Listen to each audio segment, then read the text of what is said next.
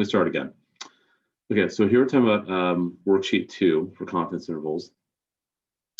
And we're tackling the first question here, rating school food. Well, Toy wants to estimate the proportion of seniors at a boarding school who likes cafeteria food. He conducts a simple random sample of 50 and does it for 175 seniors. So the population, that's our population size. That's our sample.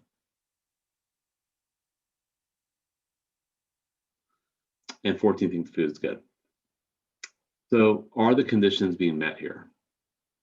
Well, what conditions do we need?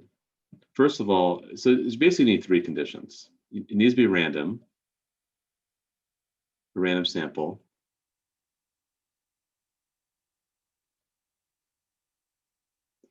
We do need independence.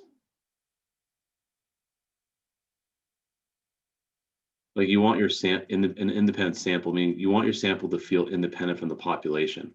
If my sample's too big, like you have 175 seniors, you do a sample of like 150, that's kind of weird because you might as well just ask the whole population, why even do a sample in the first place? And it's not really independent from the population. So you want the sample to be independent from the population. And then third condition, do we have normal behavior? We did talk about in the presentation yesterday that you need to kind of assume a normal distribution. Well, how do you, well, the first one should be pretty easy. And that's a yes, because you have that right to SRS. So that's fine. Now, independence, I haven't really talked about with you before. Like, how do you actually test for independence? There's kind of a rule of thumb.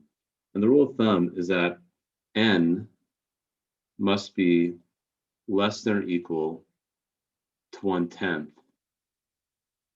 of your population size. Our N is 50, and our population size is 175.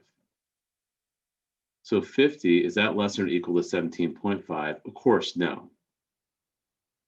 So in this case, I've not satisfied the independence. So our sample size is actually a little too big for this population. So I'm going to say overall, no. But just check for normal behavior. How do you check for that? What you do for normal behavior is you take N times your proportion, and it has to be greater than or equal to 10. What is the proportion? The proportion is going to be the number of people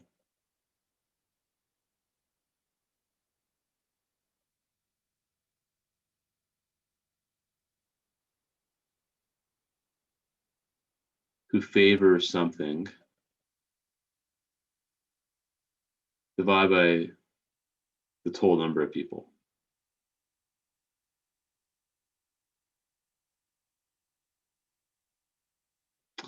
So obviously I have 50 as my N value.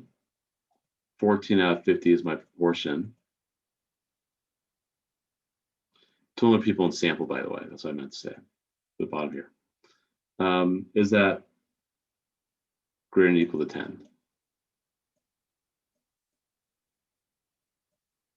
Well, let's calculate it.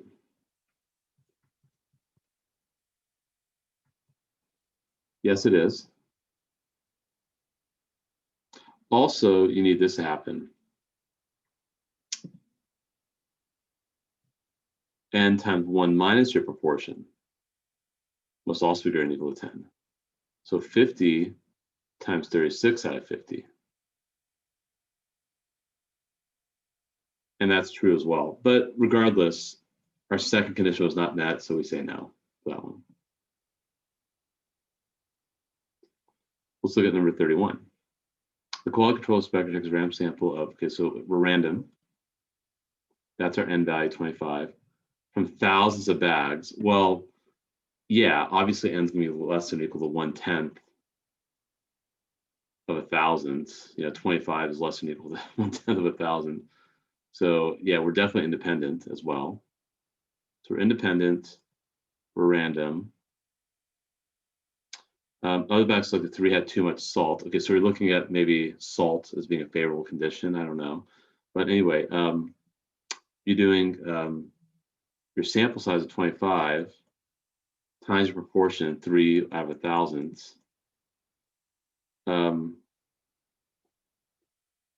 You want to be greater than or equal to 10. And then also you do 1 minus that proportion. You want that to be greater than or equal to 10. The problem is that that won't be greater than or equal to 10. That won't work. So you have no, you're not normal. You don't have a normal distribution when that happens. Why the number 10? Apparently there's a bunch of statisticians got together and thought this would be a good idea based upon other research studies and other statistical analyses they've done in the past. They found that to be kind of a good number to use. So that's not normal. So in this case, we don't bother doing confidence intervals for those two scenarios. Now we're going to construct the confidence interval. And I'm going to have you kind of do a construction on your own.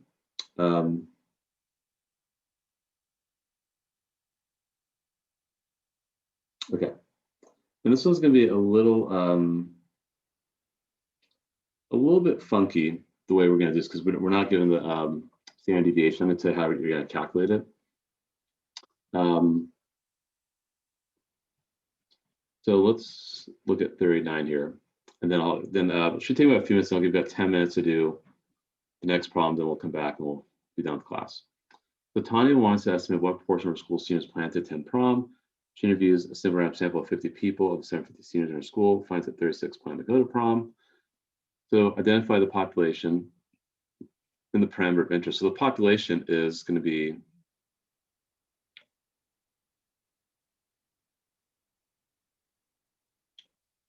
all seniors at Tanya's school.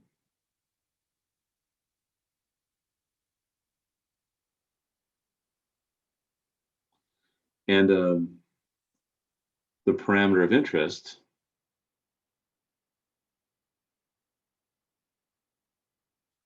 will be the proportion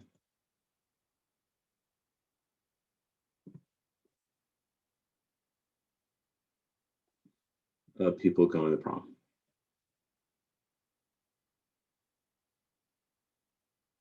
That's what we're curious to find out. It's like a percentage, right? Now, part B, check for the conditions. Is it random? Yes. Because you said that she did a random sample. SRS, remember, stands for simple random sample. Is it independent? Well, remember, you're doing N has to be less than or equal to 1/10 of your population. 50 is definitely less than or equal to 75. So check for independence. Normal behavior. So you take N and you multiply it to your proportion. Our proportion will be 36 out of 50.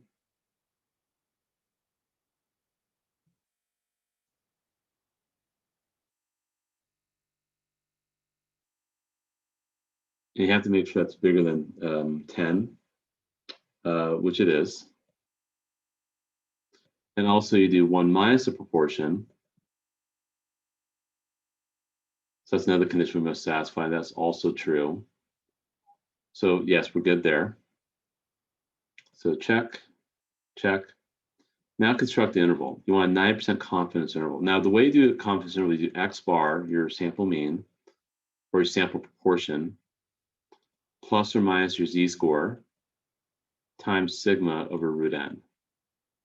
So X bar actually is going to be our proportion instead. Sometimes we call it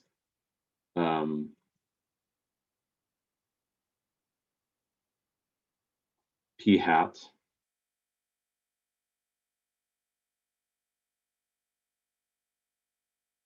So sometimes we do that. So we'll do p hat plus or minus your z-score times. Then what you do, sigma, we're not given the standard deviation. So what you can do, the standard deviation can actually be computed like this: the square root of p hat times 1 minus p hat. So that's the way you could calculate the standard deviation. So now I would do the square root of p hat times 1 minus p hat all over the square of n. And you could do this with one big radical also around the whole fraction. So in our case, p hat, of course, is 0.7. It's 36 out of 50, right?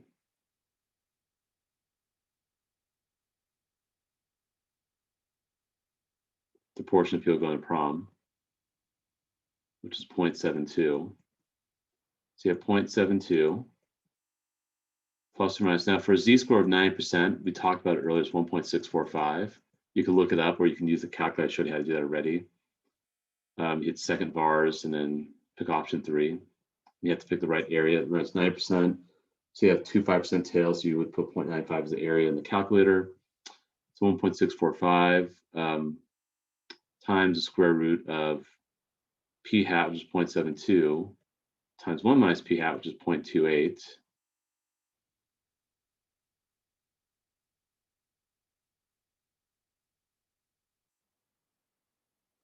All over root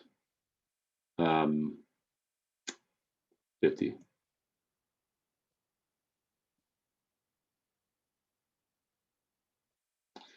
And then you just let the calculator do its magic. Just kind of work it out. 0.72 times 0.28, square root it, divide by root 50, times that by 1.645. So 0.72 plus or minus 0.104.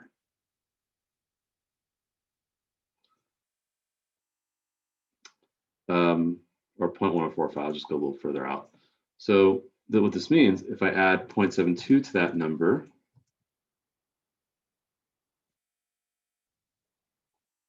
.8245, or if I do 0.72 minus that number, 0.6154,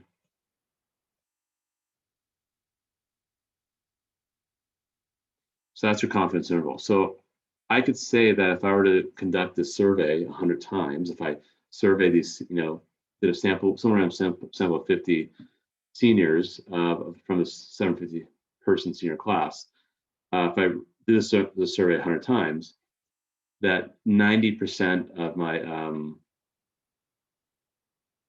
intervals, I'd be able to capture the true mean. So I'm 90% confident that somewhere between 61 to 82% of seniors going to prom. Maybe I could be wrong, and maybe only 50% go, or maybe 90% go. Maybe prom's really popular. But this could help actually. Actually, I should probably share this with Monty, who does a lot of this organization. I don't know. I can't say much about prom because I don't know what's going on there with that. But in a normal, non-pandemic year, yeah, I mean, this might be helpful knowledge because he might need to figure out, how much food do I need to order, how many tables and chairs do I need to set up, how big of a space do I need, the kind of music. I mean, I don't think that really matters so much, the number of people who show up, but maybe how many chaperones I need, because you might need a certain number of chaperones. There's a lot of people. You can see this actually, this is quite practical knowledge. Maybe this is the idea we do for a project. I don't know. Now I'm kind of thinking this might be kind of a cool thing. So yeah, but this would be, I think, very useful, to kind of know. And then I already interpreted it for you guys. So we're 9% confident that our proportion between 61.54 and 82.45% of the seniors are going to show up to prom. So, okay. So I'll have you guys just spend maybe 5 minutes or so working this one out. So you'll need to find the z-score for 98% confidence interval. You'll need to construct it, like I kind of just did in the previous problem. And then you need to interpret it as well. So I'll give you guys a chance to do that. Don't worry about the last one here, but just work on this one here. So I'll give you guys about 5 minutes. And actually, we won't do this as a breakout room, so kind of just think about it. Maybe you can work it on your own. I'll just be kind of standing by. If you have questions, feel free to type in the chat. I'll show you the answer in about 5 minutes from now, and then we'll be done with class.